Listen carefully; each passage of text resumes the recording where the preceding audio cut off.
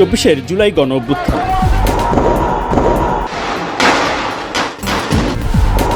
চব্বিশের গণ অভ্যুত্থান মূলত তরুণ প্রজন্মের অর্জন, শিক্ষার্থীদের অর্জন, ছাত্র জনতার অর্জন।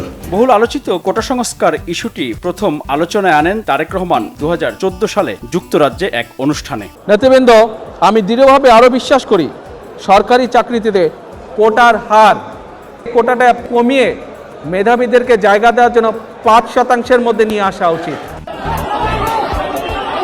কোটা সংস্কারের দাবিতে সারা দেশে আন্দোলনরত প্রিয় ভাই ও বোনেরা, 24-এর কোটা সংস্কার আন্দোলন থেকে 5 আগস্ট ছাত্র জনতার গণ অভ্যুত্থানের বিজয় পর্যন্ত 8 দিনে 9 বার দেশবাসীর উদ্দেশ্যে দিক নির্দেশনামূলক বক্তব্য দেন বিএনপির ভারপ্রাপ্ত চেয়ারম্যান তারেক রহমান। 2024 সালের 15 জুন। প্রিয় তরুণ যুবক ও ভাই বোনেরা, আপনাদের অনেকেরই মনে আছে 2018 সালে কোটা বিরোধী আন্দোলনের সময় স্বৈরাচারী হাসিনা কোটা প্রত্যাহারের আশ্বাস দিয়েছিল। হাসিনা একজন প্রতারক বলেই বারবার জনগণের সঙ্গে ধোঁকাবাজি করছে। 6 জুলাই বিএনপির মহাসচিব মির্জা ফখরুল ইসলাম আলমগীর বলেন, ছাত্রদের যৌক্তিক আন্দোলনের পক্ষে রয়েছেন তারা। ছাত্র সমাজের কোটা সংস্কার আন্দোলনের ন্যায্য ও যৌক্তিক দাবি সময়ের সঙ্গে আমরা একমত। ছেলেদের যে দাবি, এই দাবি কিন্তু আমরা বলেছি আমরা সমর্থন করি, এটা অত্যন্ত যৌক্তিক দাবি। আমরা দেশবাসীকে ছাত্র সমাজের এই ন্যায্য গণতান্ত্রিক দাবির পক্ষে সোচ্চার হতেও উদাত্ত আহ্বান জানাচ্ছি। 16 জুলাই তারেক রহমান বলছিলেন, কোটা সংস্কার শুধু নয়, শেখ হাসিনা পতনের এক দফা আন্দোলন সামনে রেখে গোটা দেশবাসীকে শিক্ষার্থীদের পাশে থাকার আহ্বান জানান। মিথ্যাবাদী প্রতারক হাসিনার কবল থেকে রাষ্ট্র ক্ষমতা উদ্ধার করে জনগণের কাছে জবাবদিহিমূলক সরকার প্রতিষ্ঠা করতে না পারলে ন্যায্য দাবি কোনোভাবেই আদায় হওয়া সম্ভব নয়। সুতরাং দেশ এবং জনগণের স্বাধীনতা রক্ষায়, মানুষের রক্ষায় হোক এই মুহূর্তের স্লোগান দফা 1, দাবি 1, খুনি হাসিনা পদত্যাগ। 17 জুলাই রাজধানীর বায়তুল মোকাররম জাতীয় মসজিদে গায়েবানা জানাজায় অংশ নেন বিএনপি ও সমমনা দলগুলোর শীর্ষ নেতারা। গতকাল আপনারা দেখেছেন আগের মতো একটা নাটক সাজিয়ে বিএনপির অফিসে সেই সমস্ত ককটেল, বোমা, লাঠি সোটা রেখে দিয়ে সেইখানে তারা আজকে ছবি তুলে আবার বিএনপিকে সব করার চেষ্টা করছে। আমরা খুব দ্ব্যর্থ কণ্ঠে বলতে চাই যে এই আন্দোলনের সঙ্গে শিক্ষার্থীরা সরাসরি জড়িত। আমরা এই আন্দোলনের সঙ্গে কখনোই সরাসরি জড়িত নই। আমরা তাদেরকে নৈতিক সমর্থন দিয়েছি এবং সেই নৈতিক সমর্থন আমরা দিয়ে যাব, কারণ এটা আমরা মনে করি যে তাদের এই আন্দোলন যুক্তিসঙ্গত।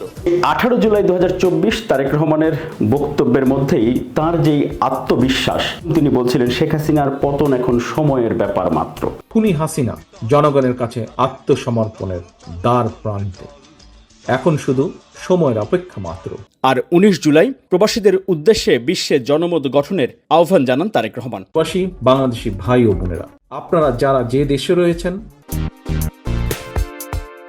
অন্যদিকে 16 জুলাই ছাত্রদল আনুষ্ঠানিক সংবাদ সম্মেলন করে ঘোষণা দেয়, বৈষম্য বিরোধী ছাত্র আন্দোলনের ব্যানারেই সারা দেশে রাজপথে থাকবে তারা।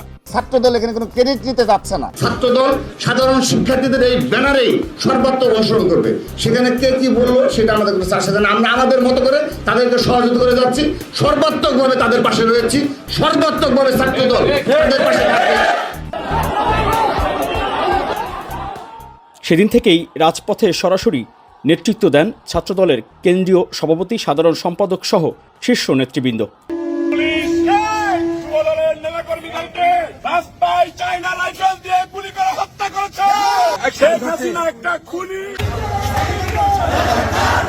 সারা দেশেও বিএনপি এবং অঙ্গ সহযোগী সংগঠনের শীর্ষ নেতারা রাজপথে সামনে থেকে নেতৃত্ব দেন এবং ছাত্র জনতাকে নিয়ে ক্ষমতাসীনদের, অস্ত্রধারীদের প্রতিহত করেন। জুলাই গণঅভ্যুত্থানে রাজধানীর প্রবেশ পথগুলোতে আগে থেকে দায়িত্ব ভাগ করে দেন তারেক রহমান।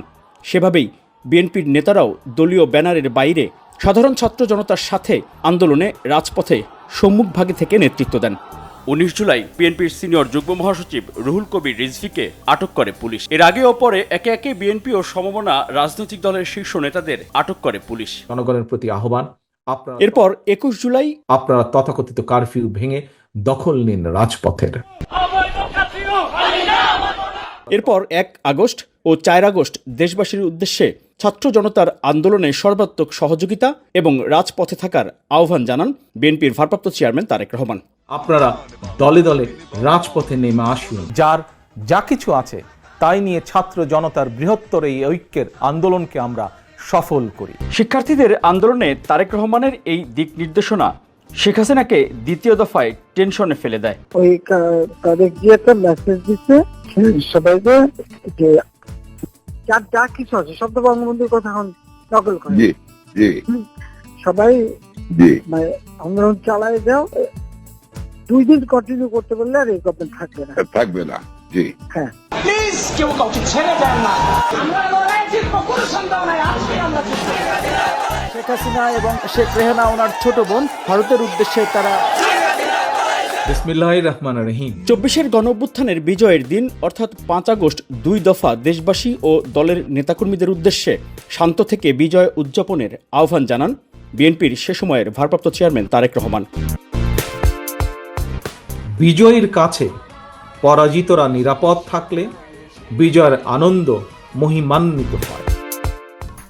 এই বক্তব্যগুলো তারেক রহমানের ভেরিফাইড ফেসবুক পেজ সহ বিএনপির অফিসিয়াল ডিজিটাল মাধ্যমগুলোতে একযোগে সরাসরি ও ভিডিও বার্তা আকারে প্রচার করা হয়। বক্তব্যগুলো মুহূর্তের মধ্যে দেশে ও প্রবাসে মিলিয়ন মিলিয়ন মানুষের কাছে পৌঁছে যায়, শেয়ার করেন লাখ লাখ মানুষ। 2024-এর 5 আগস্ট বিকালে দেশের উত্তাল সময়ে একমাত্র রাজনৈতিক অভিভাবক হিসেবে তারেক রহমানের দেয়া বক্তব্য তাঁর ভেরিফাইড ফেসবুক পেজেই 22 মিলিয়ন মানুষ দেখেন দিনে দিনে। কিন্তু বিস্ময়কর ঘটনা হলো, এমন একটি গণ অভ্যুত্থানে বিএনপির মতো সবচেয়ে জনপ্রিয় ও বড় রাজনৈতিক দলের এত ভূমিকা, এত তথ্য প্রমাণ ও ভিডিও ফুটেজ, রাজপথে শত শত শহীদ ও আহত হওয়ার তথ্য প্রমাণ আছে, শুধু দেশের গণমাধ্যমে একটি বাক্য সংবাদ হিসেবে জায়গা পায়নি। 5 আগস্টের আগে তারেক রহমানের বক্তব্য প্রচার নিষিদ্ধ ছিল, কিন্তু পরবর্তীতেও কোনো গণমাধ্যম একটি সংবাদে তারেক রহমানের নাম পর্যন্ত উল্লেখ করেনি। ন্যাক্কারজনকভাবে গণ অভ্যুত্থানের 1 বছর পরও গণমাধ্যমগুলো সংঘবদ্ধভাবে জুলাই গণ অভ্যুত্থানের ইতিহাস থেকে বিএনপি ও তারেক রহমানকে সম্পূর্ণ ব্ল্যাক আউট করেছে।